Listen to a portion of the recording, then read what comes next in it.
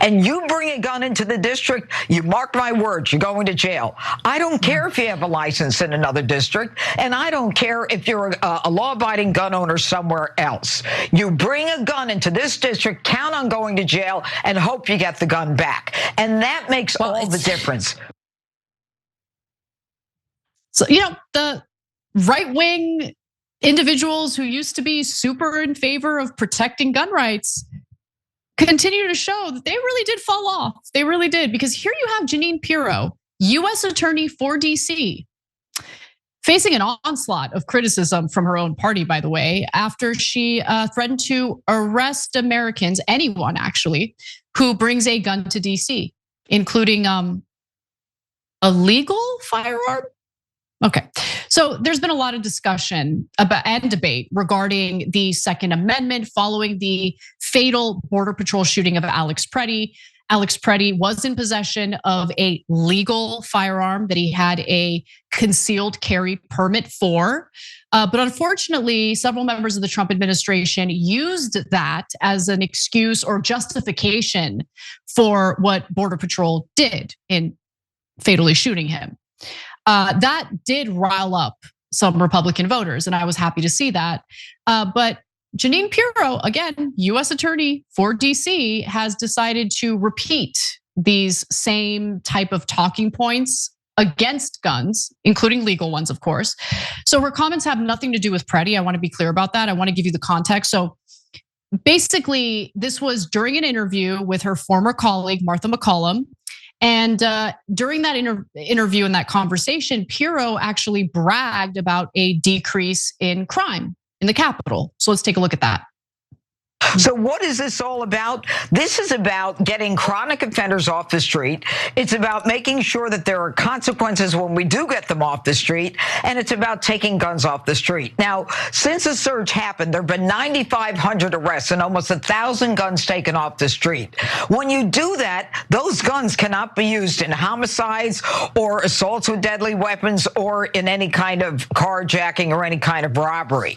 What we've got now is a clear focus where my office under my leadership is now involved in making sure that only 10% of the cases go unprosecuted. We find the disruptors of the disruptors and those committing the violence, and we make sure that they are the ones who are accountable. And you bring a gun into the district, you mark my words, you're going to jail. I don't care if you have a license in another district, and I don't care if you're a law-abiding gun owner somewhere else. You bring a gun into this district, count on going to jail, and hope you get the gun back.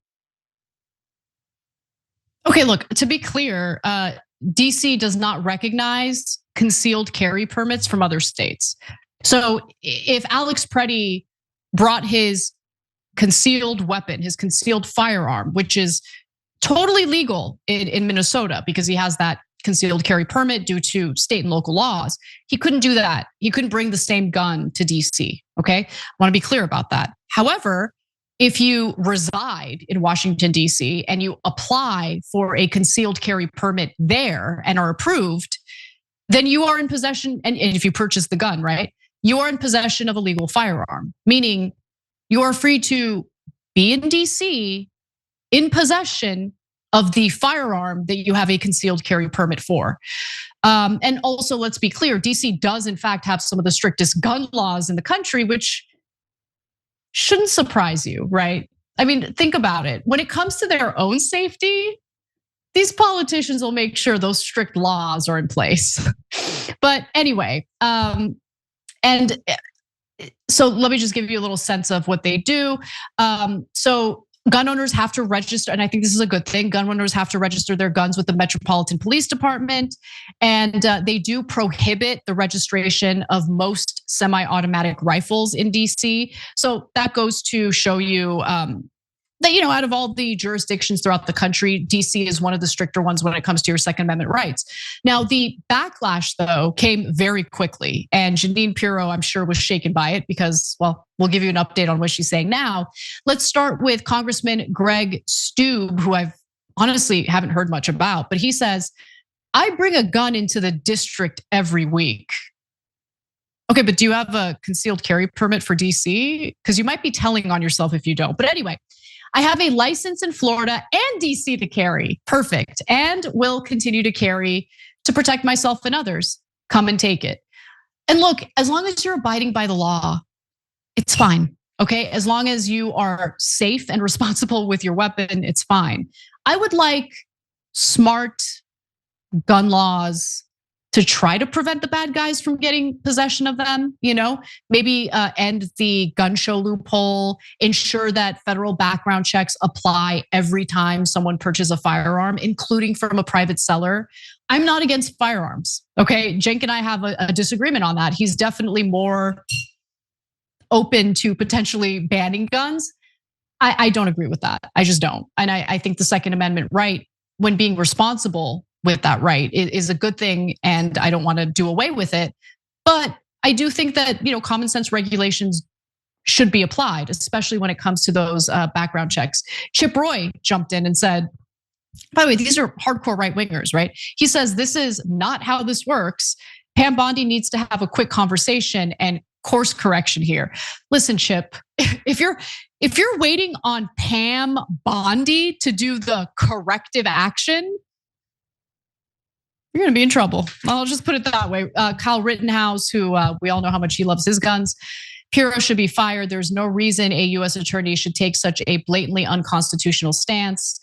And the NRA also weighed in saying now is the time for Congress to pass HR 38, the National Concealed Carry Reciprocity Act.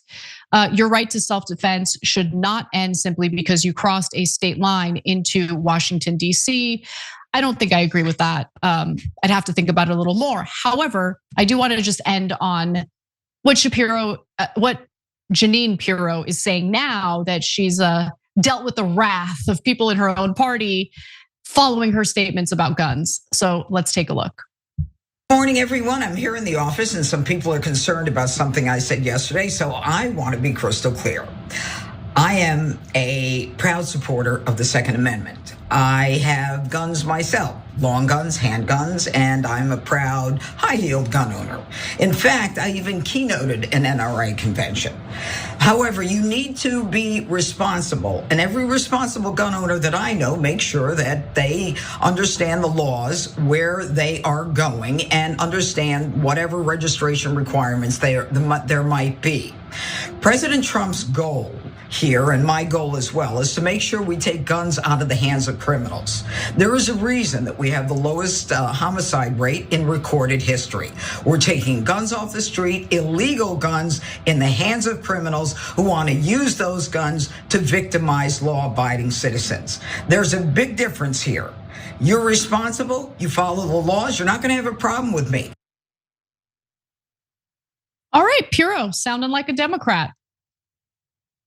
I mean, that was kind of amazing. Like, we need to save that video because I promise you I will bring it up again for reference. Because, yeah, like, what do you think most Democrats were advocating for? Especially me. Like, I've never wanted to ban guns. But yeah, I want to get guns off the streets and out of the hands of criminals. I want to implement laws. Like, one of my favorite things that's happened in recent years is when there's like a school shooting, the parents get prosecuted because they either purchased the firearm for their kid or they were insanely irresponsible and didn't lock their gun up in a safe, which is what you absolutely should do if you're a responsible gun owner. Like, let's actually have a conversation about lessening gun violence in the country in a common sense way that doesn't violate Second Amendment rights. But we've never been able to do that because of the divisions in the country and the unwillingness of, the decision makers, the politicians to actually sit down and understand each other's arguments. Because what Jeanine Pirro just said right there is the same argument I've heard Democrats make for decades. And every time a Democrat makes it, you'll get, someone on the right arguing they want to ban our guns, which is not true. So, look, seeing how Palestinians in the West Bank are attacked by armed Israeli settlers should kind of help you understand how owning a gun can legitimately be used for self-defense. Okay, if those Palestinians were armed, I would venture to say Israeli settlers would be a little more hesitant in terrorizing them and stealing their homes. So again, not against guns, but I am against, dumb policies that make it just exceedingly easy for bad guys to get their hands on the firearms. Every time you ring the bell below, an angel gets his wings. Totally not true, but it does keep you updated on our live shows.